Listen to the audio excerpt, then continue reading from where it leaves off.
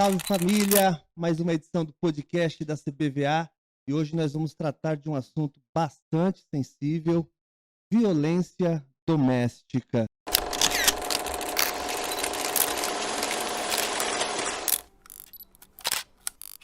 E eu estou muito feliz com o meu convidado aqui de hoje, porque ele, além de pastor, é doutor também. Seja muito bem-vindo, doutor Rodney Carlos.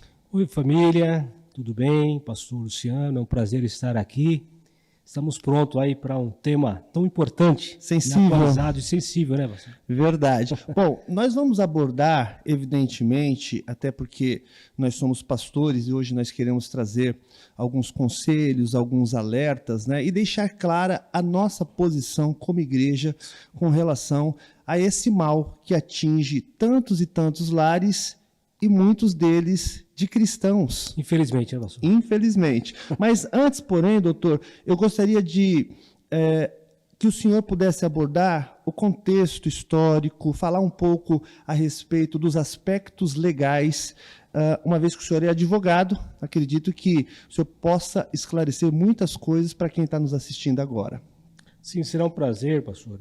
Eu lembro que Rui Barbosa, ele especificou que a pátria é a família amplificada. E quando abordamos o tema, que é um tema com muitas vertentes, né, pastor? Uhum. Porque a questão do crime, que a violência doméstica nada é do que um crime. Nada mais é que um crime. Isso, então a gente vamos abordar um pouquinho, né, uma pincelada na questão da criminologia e da antropologia comportamental. Legal. Tá? No tema da antropologia comportamental, a questão histórica, basta a gente avaliar o seguinte, que o comportamento dos nossos antepassados, ele influencia bastante no comportamento das gerações futuras, né? E eu entendo que isso trouxe uma influência negativa, né, no seio da sociedade. Sim. Tá? Por isso que, e muitas vezes, o próprio pastor de ministração na CBVA, né, o senhor comenta que para nós pais, né, temos que ter muito cuidado da forma que tratamos a nossa família, a nossa esposa, que isso influencia os nossos filhos, né? E não é diferente. A criminologia é um estudo, pastor, que ela avalia a conduta do agente ativo criminoso e também do agente passivo, a vítima, né? Sim. E também a questão da sociedade, tá? O senhor ter uma ideia sobre a questão da criminologia, lá atrás, quando começou os estudos, entendia-se o seguinte, que o criminoso, ele não tinha o livre-arbítrio. Ele nascia para ser criminoso. Era uma predestinação. Sim, sim, sim. E aí foi avançando os estudos, e chegou na conclusão que existia uma fenda no crânio do criminoso e por causa dessa fenda, ele manifestava ao longo da vida essas atitudes. Como agente ativo do crime. Uhum. Aí foi se avançando os estudos e viu que não era bem assim, né? Que era uma questão de opção. O indivíduo, ele era criminoso ou não, uma escolha própria. Sim. Isso é tão complicado que, não sei se o senhor sabe, é até interessante.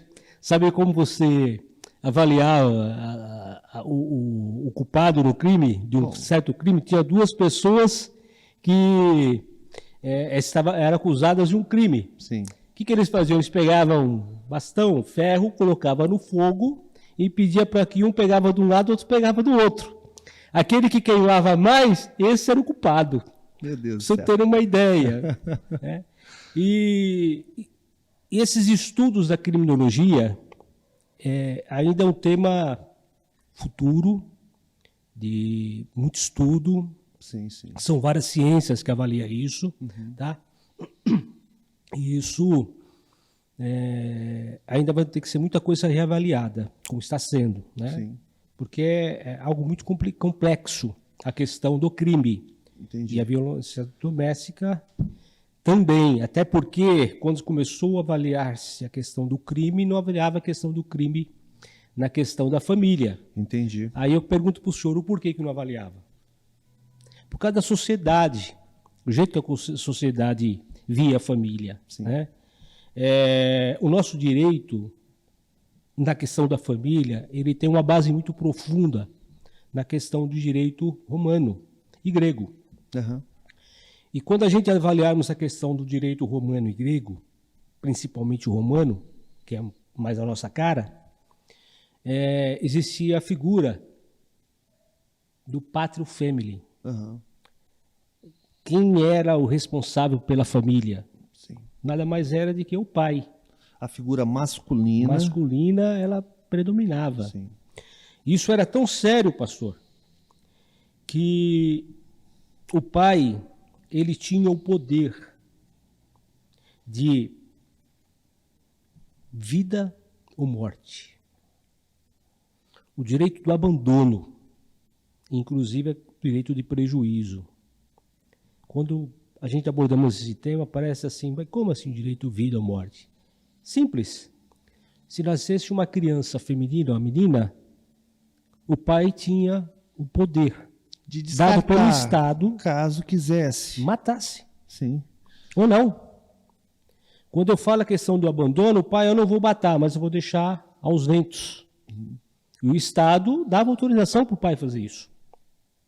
Quando a gente falava o poder do prejuízo, a herança, a mulher, ela não tinha o direito à herança. Ia para o filho primogênito. Isso de onde nós buscamos. Né? Isso é tão sério que o Código Civil de 1916, que foi antes do nosso, de 2002, se o senhor sabe, e também os nossos ouvintes, a mulher, para ela ter o direito a realizar um contrato, qualquer contrato de compra e venda, do que for, tinha que ter autorização do esposo. Para ela trabalhar, ela tinha que ter autorização do esposo. Você vê como que isso vai tudo, questões históricas. Quer dizer, a figura feminina, ela sempre foi uma vítima, né? Desde os primórdios. Desde os primórdios. Desde Isso. lá de trás, uma cultura que foi se estendendo, houve, claro, muitos e muitos avanços. Eu sou grato a Deus por esses muitos avanços, mas a gente ainda se depara com uma situação que a gente pode considerar caótica. Né? E me parece que nos últimos tempos, eu não sei se por conta do advento da internet, tudo que se faz em qualquer parte do mundo vira notícia. Sim. E as coisas chegam com mais facilidade para a gente, né? Mas eu, como pastor, eu fico horrorizado com essa questão, porque a gente percebe que, inclusive, dentro das igrejas, existem muitas mulheres sofrendo. A gente sabe, Dinei, que a gente... tem muitas mulheres que se converteram e ainda muitos maridos que não. Né? Então, a gente tem esse fenômeno, né, nas nossas igrejas e não raras, às vezes, nós temos notícias de conflitos, né, internos que acabam descambando para agressão física. Então, todo esse contexto histórico que o senhor está trazendo, pontuando algumas questões dentro da lei, acaba justificando o porquê que nós ainda vivemos nesse estado de coisas onde a gente se depara com elas e todos nós ficamos horrorizados. Como que um homem pode levantar a mão para uma mulher? Eu tenho 3 filhas, né? E eu fico a imaginar. Uma já casou e está muito bem casada e tal. Tem outras 2 aí que já namoram também. Mas, às vezes, eu fico olhando assim, a gente tem que monitorar, né? A gente tem que observar, porque parece que é uma coisa que está tão distante da gente, quando, na verdade, está na casa do vizinho e, às vezes, dentro das nossas igrejas. Isso. Nós vamos abordar isso mais profundidade. Sim, sim. Ao longo do tempo aqui, claro, sobre o tema, pastor. Mas é muito grave. Tá? Lá no direito romano, a mulher ela servia somente para um ato. Para o ato sexual. Sim. Aquela questão da reprodução. E nada mais. Uhum. Com a queda, no século V, com a queda de Roma, do Império Romano, surgiu um novo elemento. É aí que nós vamos começar a entrar, inclusive no que o pastor abordou há pouco. Veio a figura da igreja. teve uma influência muito grande, inclusive até os dias atuais, tá? Na questão da família, do direito à família, a questão da mulher, etc. O direito canônico, podemos assim dizer, conforme previsão, né? Ele conseguiu, naquele primeiro momento, calma, não é bem assim. Como o pai tem o direito de matar uma filha, ou abandonar e nada. Então ela pegou e limitou-se a alguns aspectos. Porém, tá? Ela incrementou outros, né? Ela simplesmente falou, peraí, uma vez que a igreja abençoou o casamento, né? Jamais pode haver a separação. Então ela foi pesada contra isso. Sim. Tá? Isso foi, durante os anos, se discutindo e abordando. Teve depois um certo avanço na igreja. Quando eu falo igreja, igreja católica, tá? Porque era que predominava. Sim, sim. Ela começou a entender um pouco a questão do divórcio, da separação, justamente por causa do ato desse ato tremendo que era o domínio total do homem sobre a mulher e sobre a família, né? Sem nenhum respeito. Isso, chegamos aos tempos contemporâneos, no nosso tempo, Sim. E chegou ao nosso querido Brasil. E o Brasil, como o pastor sabe, todos nós sabemos, né? Pelo menos devemos, né? Foi colonizado por Portugal, Sim. pela Europa. E naqueles primeiros momentos, olha só o que acontecia. Existia a Ordem de Filipinas. O que era a Ordem de Filipinas? Era como se fosse a Constituição portuguesa, tá, que implantava, e como nós era colônia, nós éramos obrigados a obedecer tudo que vinha Aliás, não só na Ordem de Filipinas, inclusive no início da República também esse ato acontecia, que era o ato do homem pelo crime de honra, inclusive de matar, de subjugar a mulher, de colocar a mulher sob estado de servidão, do mesmo lá no tempo, você vê que às vezes avança e depois retroage. O senhor está falando de algo contemporâneo, né? Sim, estou falando da República, no início da República, né? Onde que a mulher, ela, sabe os escravos, Sim. A história dos escravos, Sim. Mesma coisa. O homem tinha o poder dado pelo Estado, Sim. de subjugar a mulher no mesmo termo. Olha para vocês verem como que isso foi germinando. Então esse ato da violência doméstica não é um ato atual e começou agora, um fenômeno recente. Não, isso foi trazido durante os anos, na nossa corda, nas suas costas, né? Sim. Pesado. E o que é interessante dizer, Dinei, que nessa época em que o homem tinha essa capacidade, esse poder de subjugar a sua esposa, imagina o tanto de agressão que não havia já naquela época, né? Porque há quem, mulheres, transgredissem ordens, né?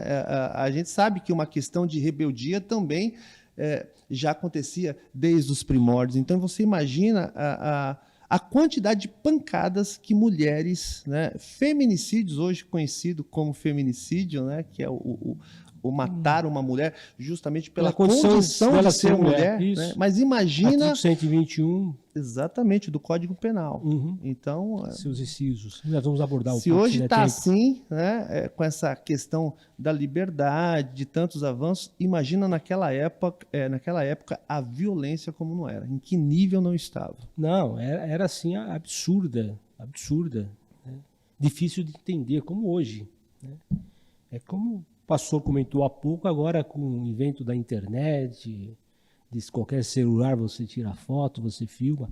Nós temos que entender o seguinte, queridos ouvintes e pastor, que aquele ditado que em briga de marido e mulher não se mete a colher, isso é mentiroso. Verdade. Isso é mentiroso. Nós não podemos aceitar pacificamente isso. Sim.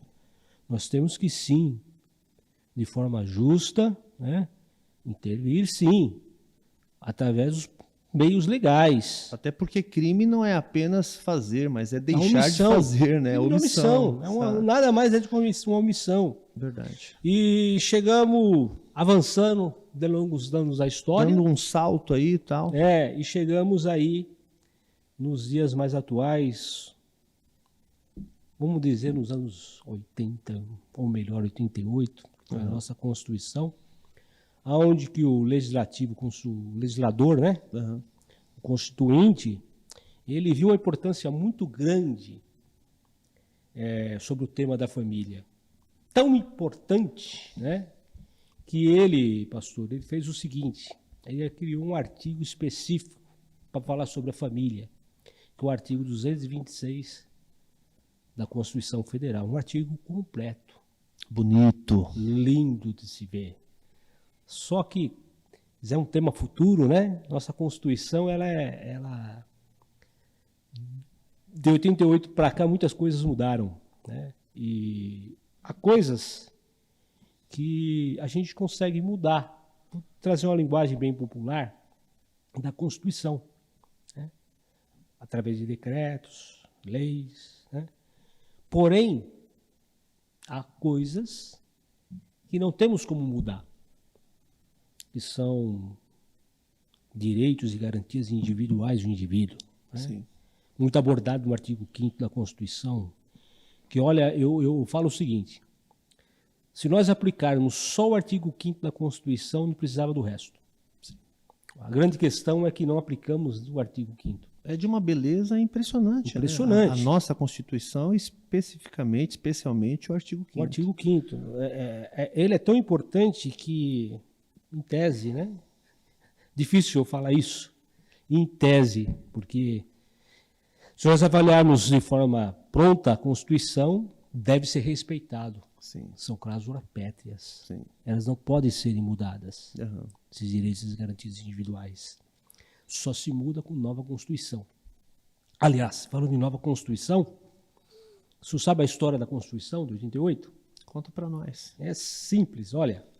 A Constituição de 88, não sei se vocês lembram um pouquinho antes, teve um plebiscito sobre a questão de regime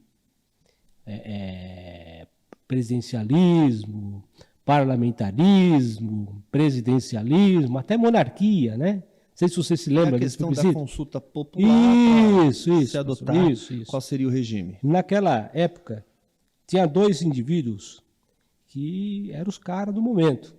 Um chamado José Sarney, o outro FHC, que depois, aliás, os dois foram presidentes. Sim. Um com uma ideia de um país parlamentarista, né? Outro, por sua vez, não. Ele tinha algumas restrições, mais voltado para o presidencialismo, mas chegaram no bom senso de um parlamentarismo no Brasil. Uhum. E tanto é que a Constituição, toda a nossa Constituição, ela foi escrita no modelo parlamentarista. Você pode avaliar. Quem é que manda? É o presidente? Não. Absolutamente, quem manda é o parlamento. É o legislativo, não. Isso é parlamentarismo puro. Então estava tudo acertado o Brasil ser parlamentarista. Só que os dois desentenderam. Só que nós tínhamos uma Constituição parlamentarista e um sistema que já era o sistema anterior, presidencialista. Olha que situação que tivemos. A nossa Constituição hoje é assim. Por isso que é a minha forma de ver, tá? Eu acho que é quase impossível administrar um país com a Constituição que nós temos, onde é um sistema presidencialista, uma Constituição parlamentarista. Então é complicado, muito complicado. E o artigo 226 da Constituição é claro, ele define a família. Aí pergunta-se para mim, mas o que é família? O artigo 226, ele fala o seguinte, que família é simplesmente o homem e a mulher, filhos, aí tem questões sanguíneas, parentes. Você analisando isso de uma forma plena, focando nisso, você vê que, peraí, um homem e uma mulher. Mas se porventura só o homem quiser adotar um filho, é uma família? Agora é, né? Agora é. Sim. Mas quando em 88 não era. Uhum. Teve que emendar. Né? Hoje é possível. As novas configurações, constituições de Isso. família. Outra coisa que não vamos abordar o assunto, porque não podemos nesse momento, é a questão de uma afetividade Sim. e etc. Sim, sim. É uma família? Lá, pelo artigo 226, sem emenda alguma, não era. Sim. Hoje, é. Hoje o Estado Reconhece como também uma família. E a Constituição foi aí, né? Atuando de forma plena os nossos legisladores e alguns aspectos por ineficácia do legislativo, o judiciário e também o executivo, que aí é um outro Lembrando tema. que somos nós quem colocamos eles lá. Né? Isso é a importância, a grande importância que temos de saber em quem votar.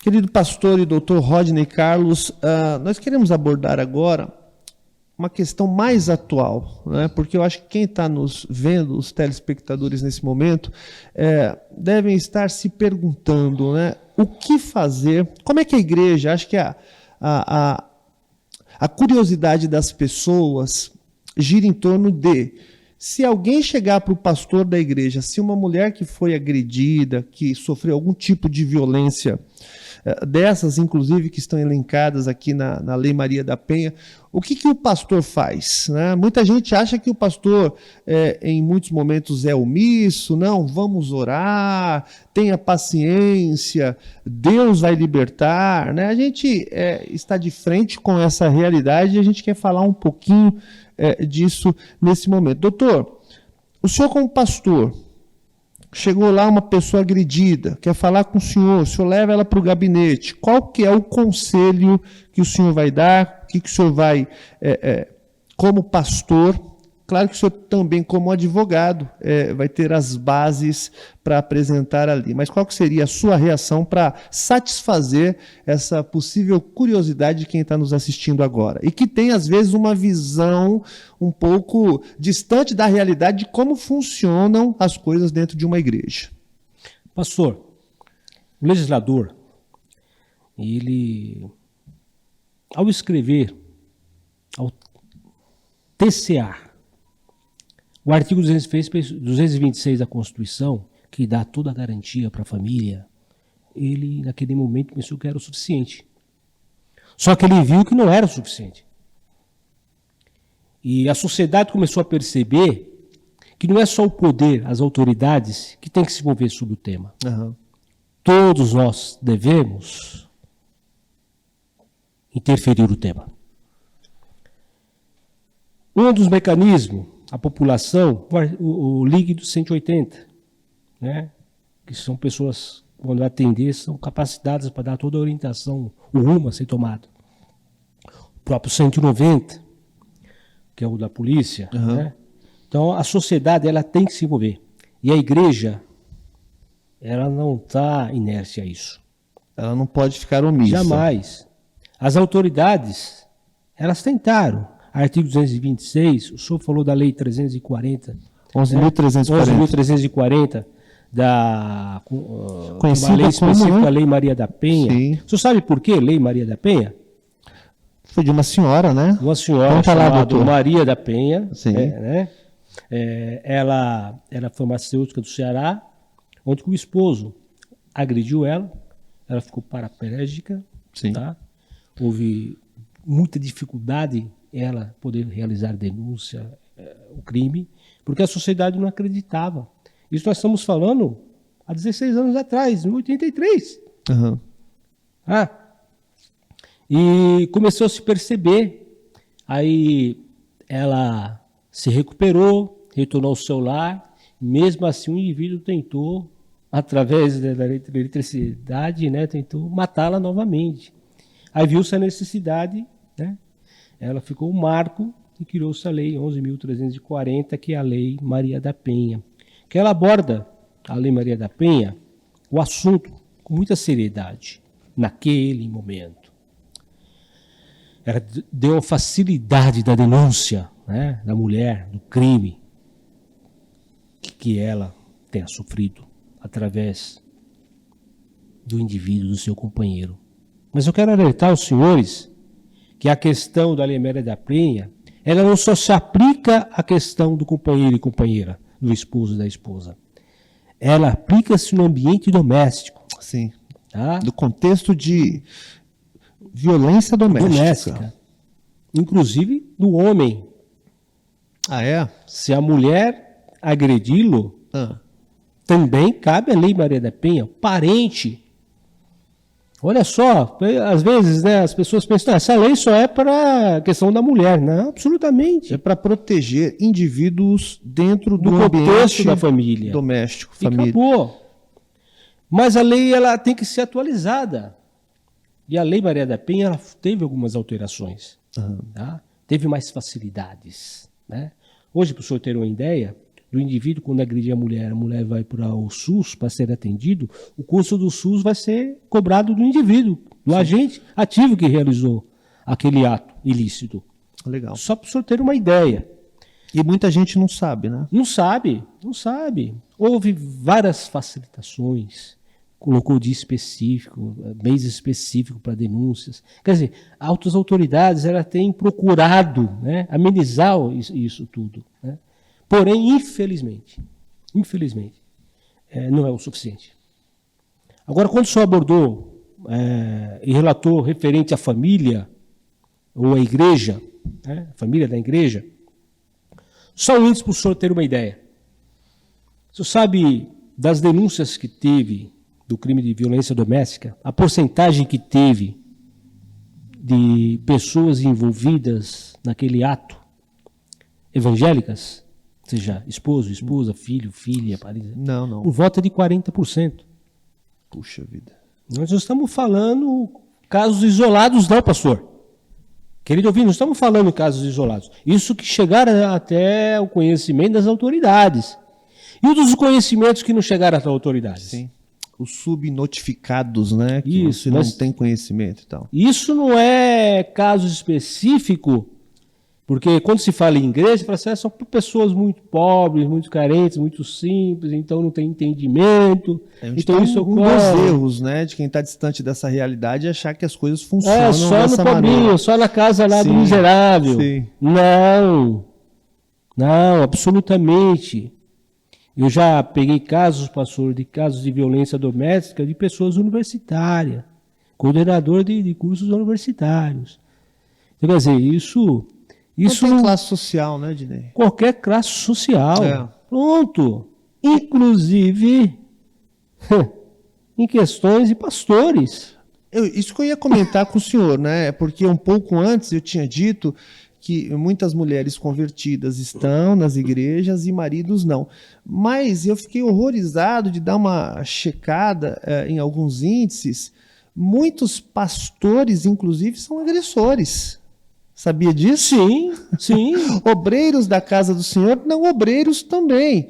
Então você percebe que o assunto é muito mais sério do que se imagina, né? Não atinge apenas todas as camadas sociais, né? Mas vai se ramificando e vai atingindo todas as camadas da sociedade. Inclusive a igreja, infelizmente, que jamais porque o papel da igreja é combater isso, né? É andar de acordo com a palavra, e a palavra, todos nós sabemos, rechaça veementemente qualquer tipo de violência. Não apenas contra a mulher, né? Que fique bem claro, a violência de uma maneira geral contra o indivíduo, contra o ser humano.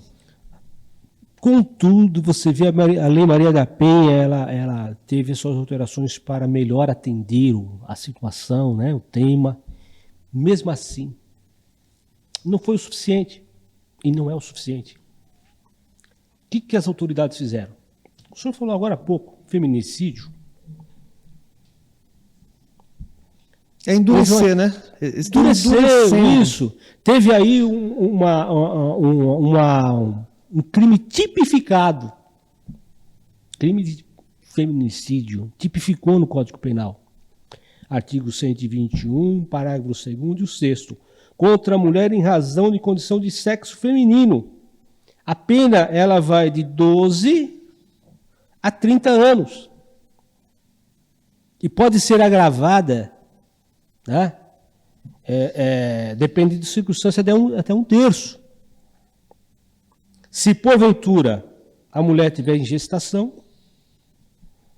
contra a mulher de 14 e acima de 60 anos, contra a mulher deficiente, né, portadora de deficiência física, da presença dos filhos, né, e em situação de descumprimento de medida protetiva. Aí que está, essa questão da medida protetiva, acho que é importante. Parece que as pessoas não respeitam, os agressores parece que não respeitam não tem limite. Medida protetiva, né? Essa é a impressão que a gente tem acompanhando os noticiários. A medida protetiva, que já foi amparada pela Lei Maria da Penha, lá no começo, quando ela foi regida, a Lei Maria da Penha, a autoridade judicial, o juiz que dava a medida protetiva de afastamento. Uhum. Viu que não era o suficiente, porque o judiciário, infelizmente, ele é rápido, né? Uhum. Infelizmente é super rápido. Super rápido. A demanda é grande, né? Uhum. E o que fizeram? Vamos fazer o seguinte, então não é mais só o juiz, a autoridade policial. Ela tem poder, tem condições de determinar essa medida protetiva de afastamento. Defina a autoridade. Autoridade policial, o delegado de polícia. É o delegado de polícia, não é qualquer policial. Não, é o delegado de polícia. É somente o delegado de polícia. E mesmo assim, pastor, mesmo assim, o crime de feminicídio, que aumentou, né, agravou a questão da pena. Você vê, o crime de homicídio ele parte de 6 para 20 anos, né? Depende aí, atenua ou agrava, depende das circunstâncias do caso. Uhum. Aqui já parte para 15 anos. E se tiver enquadrado aquelas questões que eu falei há pouco, os casos de aumento. E aumenta mais um terço. Mesmo assim, os indivíduos ainda praticam a violência do A pergunta é a seguinte, né? O que fazer? Porque tem muita gente, doutor, que diz assim: o Brasil não tem lei, as leis não funcionam. Bom, o senhor é advogado, eu acabei de terminar o curso também. Eu não sou doutor, mas eu sou bacharel em Direito. Mas eu tenho percebido, estudando Direito, que as leis não são fracas. As leis são duras. E o legislador vem aumentando, né, as penalidades, etc. Me parece que o problema não é de lei. Bom, pelo menos essa é a impressão que eu tenho. O senhor pode discordar, não tem nenhum problema. Mas é uma questão, me parece, muito mais ligada à cultura mesmo, né? Parece que as pessoas não entendem, não querem entender. Como, por exemplo, hoje a gente liga a televisão, a gente vê um caso de feminicídio. A gente sabe que as pessoas não ficam impunes, né? Ela vai responder, ela vai ter direito à ampla defesa, a questão de contraditório, processo legal. Mas ela, ao final, provavelmente vai ser condenada, porque está lá a autoria, a materialidade, não tem como escapar. Os advogados de defesa vão tentar, de todas as maneiras, abrandar a pena, tentar trazer desclassificações, etc. Mas eu fico a imaginar os espectadores que estão vendo aquela notícia e aquele futuro agressor que está assistindo. Ele sabe que ele vai ser preso, ele sabe que a pena vai ser dura para ele. Como que ele ainda, no outro dia, semanas depois, vai cometer aquele mesmo ato? Então, uma loucura. Nós estamos vivendo, e agora a gente tem que puxar um pouco essa questão para o lado espiritual, que são os últimos dias da igreja na Terra. Sim. As pessoas estão inconsequentes e cada vez mais estão. Um abismo chama outro abismo. É verdade. Né? Mas, pastor, também tem outras questões, até questões jurídicas. No meu entendimento, não só meu, há corrente nesse sentido. A grande questão está na lei 7.210 de 90, que é a lei de execução, e na lei 8.072 de 90, também na lei de crimes hediondos. Uhum. Tem que acabar com essa questão de saidinha, pastor. Não adianta o indivíduo pegar 15, no mínimo 15 anos, cobrir um terço e depois ir para casa para violentar a mulher. Aí já não vai mais violentar ela, ele vai matar ela. Sim. E assim sucessivamente. Por isso a importância que o pastor comentou, e também mencionei, da questão do voto, em quem votar. A pessoa que você votou, o seu deputado federal, Como ele é a favor, pensa, né? O que ele pensa sobre a questão? dessas leis tem que ser reformado, tem que acabar com essa questão de saidinha, tem que acabar com essa questão de... O indivíduo, se ele chegar diante do juiz e falar assim, pastor, olha, eu cometi, eu estou arrependido, ele já atenua a pena dele, o juiz já olha para ele, tadinho. Mas a questão também que acaba aumentando os problemas é que, às vezes, o próprio legislador, ele é um agressor de mulheres. Isso, aí que tá. É que o tema que eu falei é complicado. Né? É um tanto quanto profundo, mas eu quero voltar na pergunta. Agora a questão da igreja. Vamos voltar. Vamos lá. Agora vamos só lá. questão da igreja. Acabou do pastor, como o senhor comentou há pouco, eu quero amenizar a situação. Vamos orar. Acima de tudo a família, vamos orar. Você vai ser uma mulher divorciada, você vai ser uma mulher sozinha. A estigma que vai ficar sobre você, os rótulos. Isso é... Sabe o que esses indivíduos são? Não estão preparados teologicamente. Deus, quando teve que ser severo, ele foi severo. Sim. E com o infrator que não se arrependeu, arrependimento não é momentâneo, é genuíno. Deus, toda vez que o indivíduo não se arrependeu, Deus tomou a posição que tinha que dar. Deus é amor. Sim, ele é amor, não tenha dúvida disso. Mas esquece que também é justiça. A justiça de Deus é pesada. Ela é pesada. E ao final é duradoura. Sim, sim. Então é isso que nós temos que analisar. Então o ministro, quando ele tem conhecimento de um crime de violência doméstica, é óbvio, se for uma violência mansa, sabe, algum desentendimento, tudo bem, se resolve com oração. Nós estamos com uma falando boa conversa. de duas coisas, né? Você tem desentendimentos no seio familiar. Natural, né? Uma briguinha aqui, uma briguinha ali, mas o fator aqui que nós estamos discutindo é quando descamba para agressão mesmo. Quando passa dessa desacordo, desse limite, né, e tal. Depende da situação, o pastor deve sim encaminhar, não é só oração, psicólogo, terapia. Não houve violência ainda valor de física, todas as ferramentas. não houve violência psicológica. Então, tudo bem, aí vai lá a psicologia, a terapia. Agora, quando vai para a violência física, psicológica, qual o conselho pastoral diante de uma... Eu quero ser bem contundente, porque bem pode ser, doutor, que uma mulher que esteja sendo vítima de agressão nesse exato momento esteja recebendo um conselho pastoral e está quase sendo convencida ou já foi convencida de que é assim mesmo, que tem que ser dessa maneira. Só falta vir com o olho roxo na igreja e o pastor falar para ela que tem que orar, né? Não dá, né? Não dá, né? Eu queria passar minha posição com relação a isso, se acontecesse comigo. Meu primeiro conselho para essa pessoa é denuncie. Ligue 180 e 190. E se for um obreiro da minha igreja, eu não vou mudar, eu não vou ser conivente, corporativista, não. Quando se existe agressão, e principalmente quando essas agressões são reiteradas, denuncia. Chama a polícia. Porque a gente entende, pelos índices, pelas notícias, por aquilo que a gente lê, que um agressor contumaz, ele só vai piorando. Não há uma retração, ele só vai piorando, ele só vai dando passos para frente no sentido de se tornar cada vez mais violento. E é aí onde acontece, como comentei um feminicídio. Um abismo vai puxando outro abismo. Não. Pastor, nós temos que avaliar também o seguinte, eu já tive uma situação posso falar porque não falei, não vou quebrar a ética, porque eu não estou falando o nome de ninguém. Mas já tive caso que uma mulher vítima comentava, inclusive nos autos, tá? Nos autos do processo. Ela falou que o esposo dela não era violento com ela, não, só arrastava ela pelo cabelo.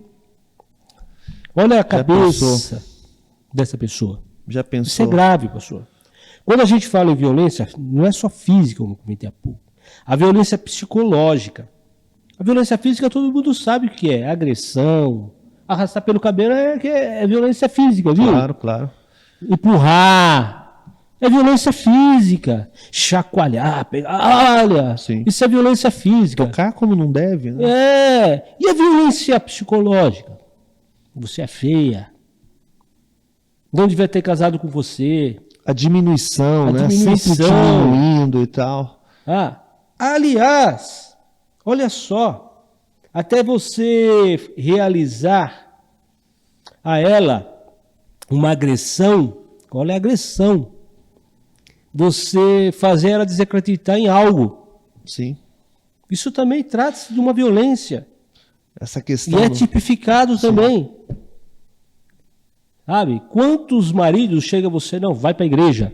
Você vai ficar dentro de casa, para a igreja você não vai. Você está cometendo crime, rapaz. Isso é uma violência. Que podemos caracterizar como violência moral e violência psicológica. Inclusive a questão de impedir um direito constitucional, que é de ir e vir, né? Vir, do direito à crença. Sim. São vários. Aliás, A dignidade. aliás, né? pastor, o senhor me fez recordar, é até bom, no crime de violência doméstica, não é abordado somente um crime, geralmente ele vem com outros crimes.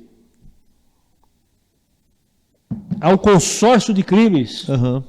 no crime de violência doméstica. O tema é bem profundo, é bem abrangente, tem várias vertentes. Né? A violência patrimonial, você sabia também que isso também é crime, a violência doméstica? Aham. A violência patrimonial, sabe aquele indivíduo folgado, que a mulher tem que trabalhar e dar o dinheiro para ele, se não dar o dinheiro para ele, o negócio pega? Isso também é crime de violência doméstica. Sim. Há os machões aí Os machões. que vão surgindo, né? E nós estamos hoje aqui discutindo, para quem está chegando agora, um pouquinho a respeito da violência doméstica. Queridos, a questão da violência doméstica, principalmente sob o aspecto dentro da igreja, é algo iminente.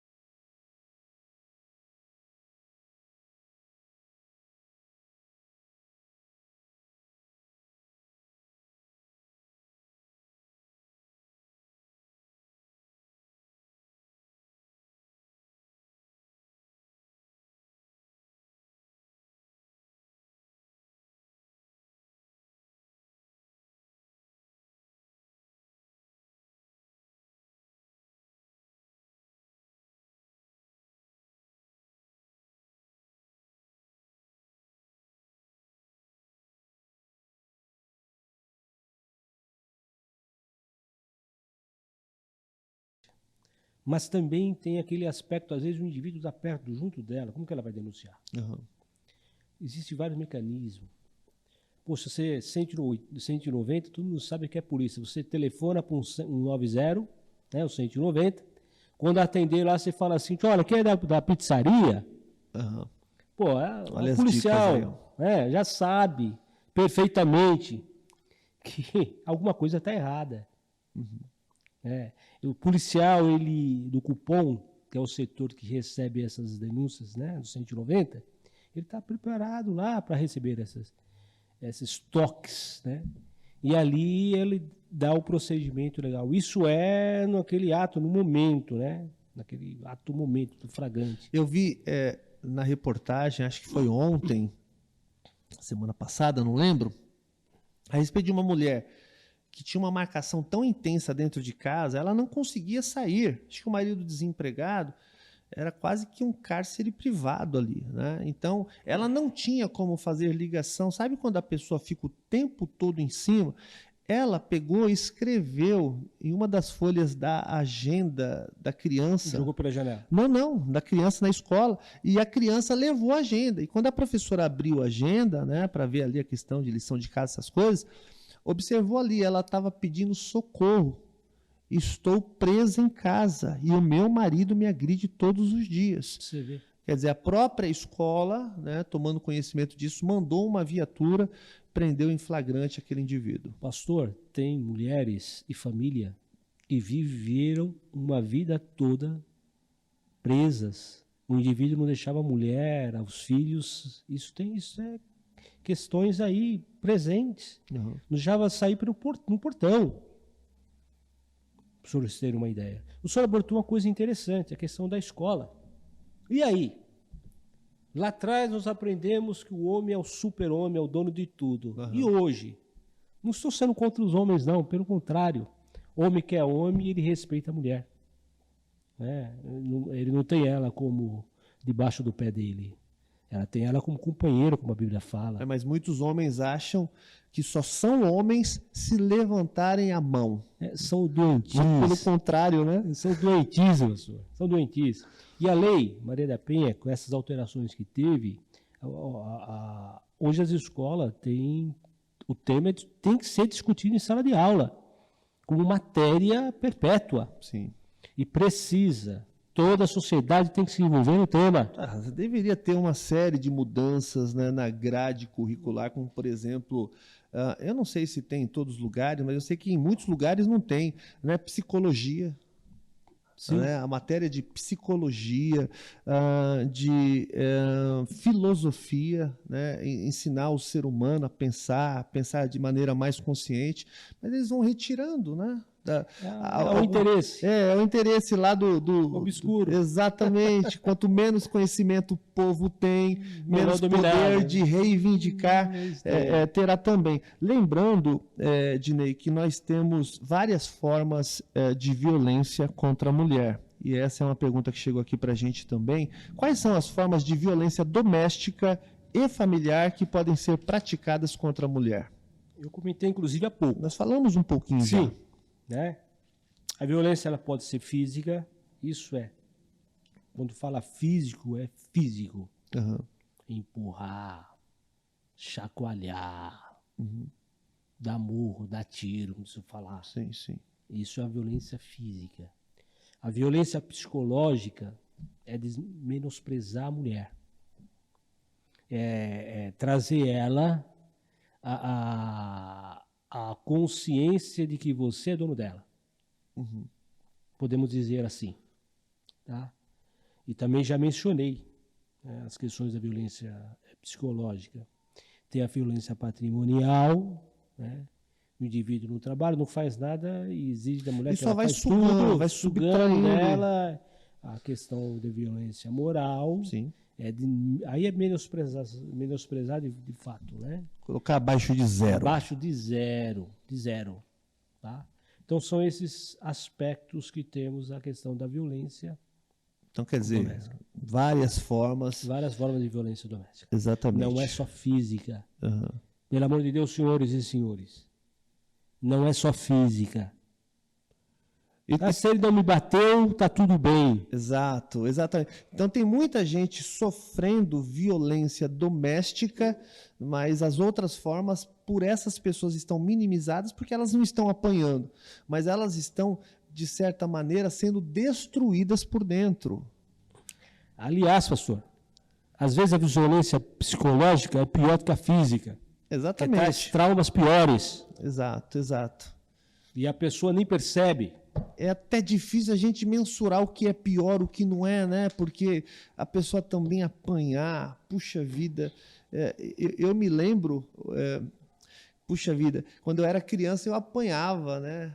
Mas depois de adulto, como que um homem pode tirar uma mulher de dentro de casa, aquela princesa, aquela menina, levar para o seu mundo, ou seja, ali casar com essa pessoa para bater naquela pessoa depois? Não, é inadmissível, é inconcebível essa ideia. Então, esse problema de mulheres que apanham, que sofrem. E outra coisa, tem homens que se acham, que acham que seus atos estão justificados pelo comportamento da mulher. Ah, ela me traiu. Ah, ela não me respeita. Ela não faz o seu papel de mulher. Nada justifica uma agressão. Se você foi traído, se você não consegue lidar com traição, é melhor que você se separe dessa pessoa, porque ela não é posse tua. Eu, esses dias, fiz uma reflexão que tem muita gente que acha que tem um recibo de compra e venda e não uma certidão de casamento. Recibo de compra e venda indica que o que você tem é posse tua, mas certidão de casamento é um acordo, né? Nós sabemos que é um acordo onde as pessoas ali têm direitos e deveres. E dentro do rol de direitos, eu não posso achar que a minha esposa ou o meu esposo é propriedade minha. Então eu não consigo realmente compreender quando uma pessoa diz assim, não faça isso, você não pode isso, você não pode aquilo. Eu acho que essa é uma relação muito de pai com filho, que está ensinando o seu filho. Né? As pessoas não devem confundir. Inclusive o direito é bem claro sobre isso. O casamento não é um negócio. E tem gente que acha que é. Casamento não é um negócio, ponto, pastor. São duas pessoas, dois indivíduos que foram unidos para crescer, para aprender um com o outro, para ser exemplo para os filhos. Quer dizer, então você imagina dentro de um ambiente doméstico, a gente já está caminhando aqui para o finalzinho, tem mais uma pergunta, onde existe agressão e os filhos são as principais testemunhas daquilo. O que esses indivíduos no futuro vão fazer quando se casar? Só Deus para proteger é um reflexo. A família. É o exemplo, né? O exemplo o que eles estão vendo ali é o que muita gente tem chance de reproduzir. Inclusive, os agressores já vieram de lares completamente arrebentados. Isso também. É histórico. Exatamente. Bom, tem mais uma pergunta aqui e a gente já vai finalizando, que a gente está estourando o tempo. Pastores, explique melhor o que a Bíblia diz em Efésios capítulo 5, versículo 22, que a mulher deve ser submissa ao marido. Eu queria ler aqui para o senhor, doutor, para que o senhor pudesse, na sua experiência pastoral, também espiritual, explicar. Diz assim o versículo: mulheres, sujeite-se cada um ao seu marido como ao Senhor. Acho que é bom ler o 23 também. Pois o marido é o cabeça da mulher, como também Cristo é o cabeça da igreja, que é o seu corpo, do qual ele é salvador. Submissão da mulher ao homem. Eu entendo a submissão. Tem gente que não entende isso. Eu entendo a submissão, sabe de que forma, pastor? Como? Sobre a missão. Sim. O que eu quero falar? Os dois estão na mesma missão. Sim. De cuidar da família, de um do outro. Submissão não é estar abaixo. Estão na mesma missão. Sim. Isso definiu. Uhum. É isso que Deus quis mostrar. Agora na sua palavra. Tem gente que deturpa também as escrituras sagradas, principalmente agressores, pessoas sem conhecimento bíblico, para dizer é isso que você tem que ser, porque a própria Bíblia diz que eu estou acima de você. Quando na verdade não é, né? A missão é tão linda e às vezes ela pode ser tão complicada, tão complexa, que Deus uniu duas pessoas para alcançar os objetivos, né? A gente sempre tem que dizer aquela frase que as pessoas já conhecem, né? Deus, quando fez a mulher, não tirou nada debaixo do pé do homem, né? Não arrancou um dedinho, não puxou lá um ossinho do pé, mas fez o homem ter um sono profundo e puxou do lado, né? Ou seja, é para andar junto, é para crescer junto. Você já pensou quando a gente percebe, né, um casal que está vivendo pior, tem agressão, não tem entendimento, não tem diálogo, ao invés de crescer, só diminui, ao invés de ir para frente, só volta, ao invés de prosperar financeiramente, só enfraquece. Agora, você imagina nessa missão onde Deus constitui duas pessoas para alcançar objetivos, cresce espiritualmente, vai para frente no que diz respeito a dinheiro, os objetivos são alcançados. Tem reflexos sobre os filhos. Exatamente, talvez seja uma das coisas mais importantes, porque às vezes um casal pode não ter dinheiro, mas isso não quer dizer que eles não possam ter exemplos dentro de casa para ajudar na formação de grandes cidadãos para o futuro, que são os seus filhos, né? Então, a gente já vai caminhando aqui para o final, já quero até dizer aí as considerações finais. Pastor, antes de darmos essas considerações, eu quero dar um conselho ao agressor. Vamos lá. Porque também, né, ele precisa do conselho. Sim. Inclusive, se for um suposto irmão, né, em Cristo. Sim. Porque não é irmão em Cristo se continua não dessa é, forma. né? Com essas atitudes mas a gente pode irmão dizer. em Cristo, Sim. Procure terapia, ore, converse com o seu pastor, busque ajuda, né? Busque ajuda. Não destrua a sua vida e sua família. Sim. Então, acho que isso é muito importante a gente abordarmos. E agora eu quero agradecer a oportunidade, estamos sempre à disposição. É um prazer estar aqui, pastor. E temas como esse, a igreja, a sociedade precisa. Legal. Bom, somos nós, sou eu aqui quem agradece. Acredito que o senhor, através do conhecimento, da experiência, contribuiu demais para quem está nos acompanhando, porque esse daqui é o nosso principal objetivo, né? Levar alguma informação que possa fazer a pessoa melhorar, né, em vários e vários aspectos. E mais uma vez, né, para encerrar, se você é vítima de violência doméstica, não tenha medo de denunciar. Pastor, mas se eu denunciar, ele me mata. Não, ele te mata sem você denunciar.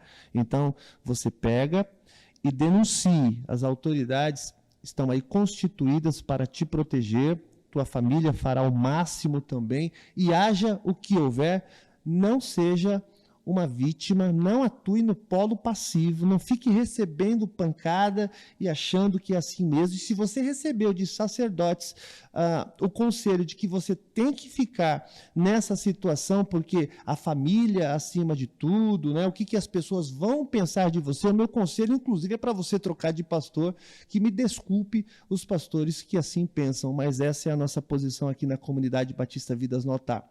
Muito obrigado. E esse foi mais um episódio aqui do podcast da CBVA. Salve, família!